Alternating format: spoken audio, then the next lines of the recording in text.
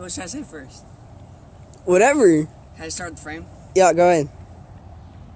Hi, my name is Caden Kujawa, and this is our 2019 bike check. For starters, we have a Kink Gap 2017 frame. And we have a Daily Grind guard sprocket with Wise crank arms and fit pedals. We got fit tires. We got DK forks with a Wise top load stem. We have some Rant 4-piece bars with gray, whatever their name, Odyssey grips. For the front rim, it's just a Wise hub, Wise spokes, Wise rim. And for the back, we have a Alienation V3 Rush free coaster hub laced with Merit spokes and the Wise rim.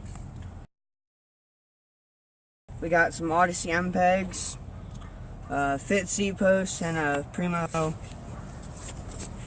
seat. And that'll be all for my bike check.